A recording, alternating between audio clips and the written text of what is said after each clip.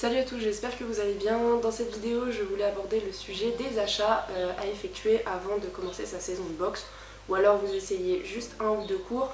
En général, les clubs ont des gants et des protections des fois à prêter. Mais bon, au niveau de l'hygiène, il vaut mieux avoir son matériel, hein, je vous le conseille fortement.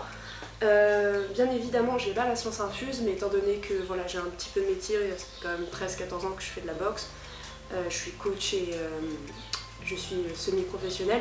Donc je peux vous aider du mieux que je peux pour ces achats.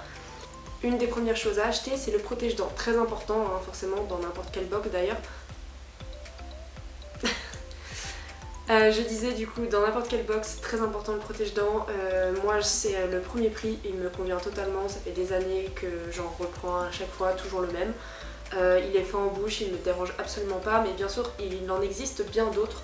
Il y a des marques aussi qui font avec un peu de gel à l'intérieur selon la fragilité de vos dents. Essayez de voir et d'en parler avec le vendeur, etc. Mais voilà, protège-dents, très très important.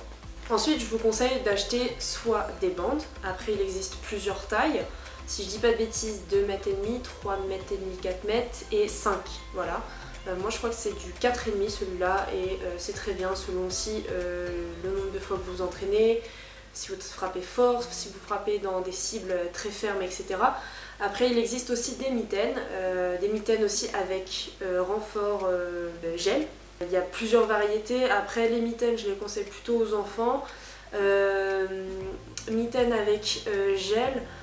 Là, vous pouvez, on va dire, plutôt adulte, loisir, mais je vous conseille fortement quand même les bandes qui sont un super maintien pour le poignet et pour protéger aussi du coup les phalanges.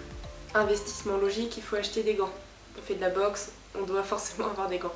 Il y a plusieurs fourchettes de prix. Première gamme, je dirais plutôt dans les 20 à 40 euros. Ça sert plutôt pour une personne qui vient s'entraîner 1 à 2 fois par semaine en loisir, sur des échanges de techniques, ensuite de mise en pratique, donc assaut. Pourquoi pas un tout petit peu de percussion, mais pas beaucoup, parce que la mousse du gant n'est pas trop faite pour cela, et le problème c'est que votre gant risque de se fragiliser et vous allez devoir en racheter une paire peut-être dans les quelques mois qui vont venir, parce que vous allez commencer à avoir mal à la main. Donc voilà. Si vous êtes chez vous et que vous avez que un sac de frappe et que vous pouvez faire que ça, commencez à investir dans une gamme plutôt intermédiaire, 40 euros à 65-70 euros, parce que la mousse sera plus adaptée pour les vibrations que vous allez exercer lorsque vous allez frapper en fait dans des cibles. Là c'est aussi pour les personnes qui viennent s'entraîner, on va dire 2 à 3 fois par semaine, voire 4 si vous êtes en loisir sans trop de percussions. Si vous commencez à avoir des percussions 2 ou 3 fois par semaine, ça fera amplement l'affaire, hein, vous en faites pas. Là j'ai la première gamme, c'est le Padawan et Jedi, super bien, hein, c'est une très bonne qualité dès lors où il n'y a pas trop d'impact. Votre gant tiendra la saison si vous venez vous entraîner 1 à 2 fois par semaine, c'est parfait. Ensuite vous avez la moyenne là, que je suis en train de vous dire justement. C'est si les percussions elle va quand même les tolérer, etc. Mais il va pas falloir venir vous entraîner tous les jours avec parce qu'au bout d'un moment la mousse non plus va pas trop aimer. Ensuite vous avez, on va dire, une gamme supérieure pour les personnes qui viennent s'entraîner très très souvent, qui aussi ont beaucoup de percussions au sac et les autres cibles que je vous ai énumérées tout à l'heure. Là, moi j'ai une paire en 12 avec en plus renfort de la manchette. Pour la compétition, je prends aussi des Twins qui sont aussi de très bonne qualité. Je les utilisais depuis 1 an et je sais qu'elles vont me faire encore, je pense, 2 ou 3 ans, donc c'est vraiment super. Mais tout ça, il faut essayer d'en parler avec le vendeur que vous avez. Moi, je vous donne juste moi mon avis. Ensuite, pour les personnes qui font du full contact, vous n'avez pas le choix. En fait, les chaussons n'existent que sous cette forme-là. Il n'y a pas vraiment d'intermédiaire. En fait, c'est un chausson comme ça. Vous mettez votre pied à l'intérieur. Là, c'est à découvert. Il y a juste des élastiques. Et cet élastique-là, en fait, vous l'enroulez comme ceci et vous l'accrochez là. Et puis voilà.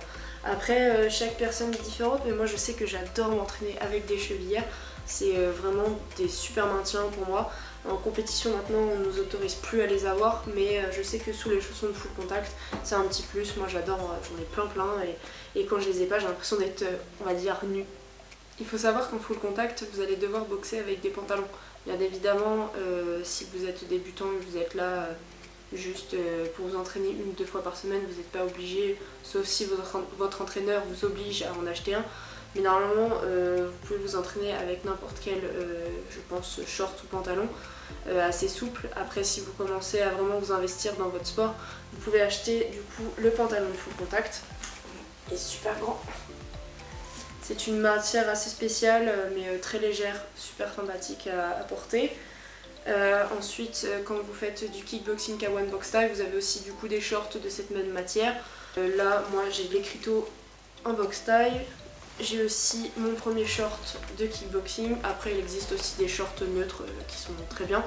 Il y a aussi forcément différentes tailles. Il y en a certains, la coupe est vachement courte, d'autres un tout petit peu plus longue.